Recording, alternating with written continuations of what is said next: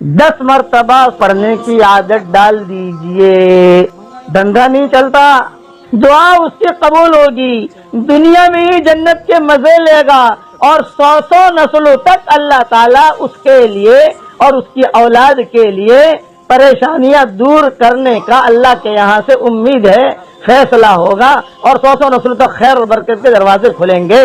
یہ علماء کا تجربہ ہے، سلف صالحین کا معمول رہا ہے، اور میرا بھی زندگی بھر سے معمول ہے الحمدللہ۔ بسم اللہ الرحمن الرحیم۔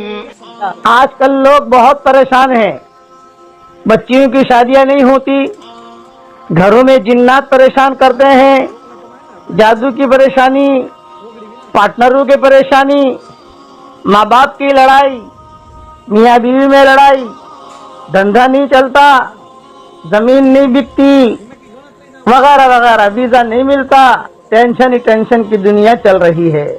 میں ایک آپ کو ہدیہ بتا رہا ہوں، پہلے تو یہ بات دھیان سے سننا، ہر فرض نماز کے بعد، سنتوں کے بعد، دوسری نماز کا وقت آنے سے پہلے 10 مرتبہ سورہ اخلاص پڑھنے کی عادت ڈال دیجئے۔ 3 شرطیں میں نے بتائی ہیں، ہر فرض نماز کے بعد، نمبر 1، نمبر 2 سنتوں کے بعد، نمبر 3 دوسری نماز کا وقت آنے سے پہلے پہلے پڑھ لیجئے۔ فجر کی نماز کے بعد فوراً نہیں پڑھ سکتے، کوئی بات نہیں، ظہر کی نماز کے وقت آنے سے پہلے پہلے پڑھ لیجئے 10 مرتبہ سورہ اخلاص۔ ظہر بعد فوراً نہیں پڑھ سکتے، کوئی بات نہیں، آپ جو ہے عصر سے پہلے پہلے پڑھ لیجئے، بہت وقت ہے، 5 منٹ لگیں گے آپ کو۔ جو اس کی عادت ڈال دے گا تو حدیثوں میں تو اس کے فائدے بہت ہیں۔ نمبر 1، 10 مرتبہ جو سورہ اخلاص پڑھے گا تو جنت میں محل تیار ہوگا، یہ صحیح حدیث میں ہے، میں نے میری کتاب بکھرے موتی میں اس کے حوالے لکھ دیے۔ 5 نمازوں کے بعد پڑھیں گے 10 مرتبہ، 50 مرتبہ سورہ اخلاص ہو گیا، تو یہ 5 محل جنت میں تیار ہو گئے یقینی طور پر۔ دوسری حدیث ہے، جو ہر فرض نماز کے بعد 10 مرتبہ سورہ اخلاص پڑھنے کی عادت ڈالے سنتوں کے بعد، دوسری نماز کے وقت آنے سے پہلے پہلے، حشر کے میدان میں اللہ تعالیٰ اسے کہہ دیں گے یہ جنت کے 8 دروازے ہیں، جون سے دروازے سے چاہے داخل ہو جا، اور بہت لڑکیاں ہیں، جون سی لڑکی سے چاہے شادی کر لے۔ یہ 2 حدیث ہو گئی، اس کا حوالہ بھی میں نے میری کتاب بکھرے موتی میں مومن کے ہتھیار میں ڈال دیا، وہاں دیکھ لیجئے۔ نمبر 3، کہ 3 مرتبہ سورہ اخلاص پڑھنے سے 1 قرآن پڑھنے کے برابر ثواب ملتا ہے۔ تو یہ تو حدیثیں ہو گئی، اس میں تو کوئی شک ہے ہی نہیں۔ لیکن جو علماء کا تجربہ ہے، جو میں آپ کو ہدیہ دے رہا ہوں، وہ بھی سن لیجئے۔